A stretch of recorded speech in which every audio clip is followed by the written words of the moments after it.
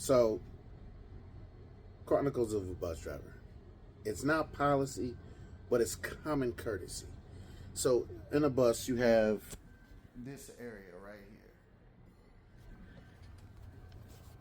here, and this area is designed for handicapped, disabled, anybody with maybe a medical condition or things like that. Now, it also can be used for people with families, people with baby strollers and things like that. Now, it's not policy.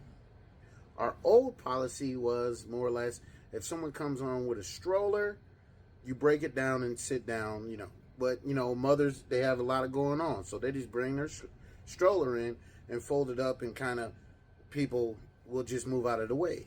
Now, it's an unspoken rule. If a mother comes in a bus with a stroller, people 9 times out of 8, they're going to get up. They're going to give up and give this lady some room for this area so they can sit in. Now, it doesn't trump a wheelchair, and it doesn't trump anybody with a serious medical condition.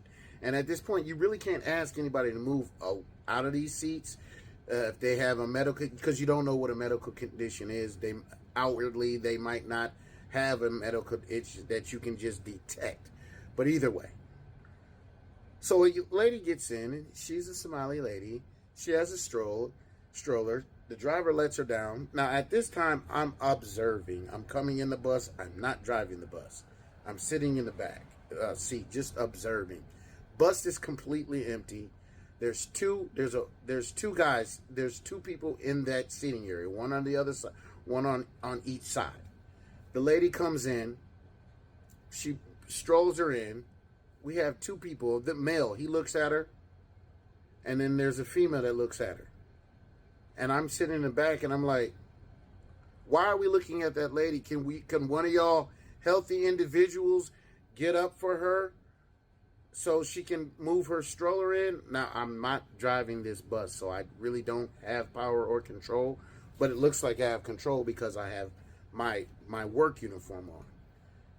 And the one lady just looks and there are 2 Caucasian, white people, and just looking at the woman and just looking at me bewildered, like, why would you ask me? The lady, and then I look at the man. The man, why do I have to get up? Why do I have to get up? It's common courtesy. The woman's got a stroller, bro. Move. Just move. You're a healthy individual. Well, how do you know I don't have a mental or I'm disabled? How do you know I don't have any conditions? Well, you don't look like it. Now, I'm off duty. I can say that. If I'm on duty, I really can't say that. So I say, you don't look like it, bro. I said, you probably do. Mental. You probably got a mental, because I can see that you're not a gentleman. You don't have a man bone in your body to get up to this empty bus where there's plenty more seats for this young lady with a baby and a stroller to get up, fold a chair, and let her have rest. So the lady puts the stroller in, and that's the main thing. The stroller's in the way. So she sits down. The bus driver continues. The bus driver didn't say anything. I don't know why. I would have said something, but the ride continues.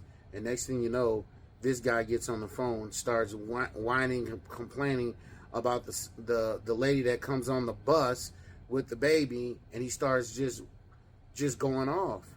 And the lady snaps off. She's like, "You don't know me. You don't know who the fuck I am. Don't mention me. You don't know me. Don't put my don't talk about me in front of my face, bro." All I'm saying is, men, and I direct this to the men because, bro, we can't be blind.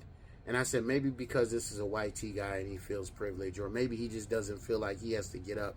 He says, how do I know you don't have... Well, your medical condition does not stop you from being a gentleman and standing up and taking a seat and giving it up to somebody like an older person or a woman, period. She's with child. She's got a child, bro. Just get up and move. Stop. When do we as men stop being able to be a gentleman? Geez. It's garbage. That type of is garbage. So later on in the route, You know, she gets off and he's still there with his proud, I didn't get up attitude. And when he gets up, he stands up. He's got a whole gun in his pocket. You can see he's some kind of security guard. He's got a whole gun in his pocket of the whole, you know, band that goes around your race. And he gets off and he stares at me and he looks at me. And I'm like, you're still a bitch.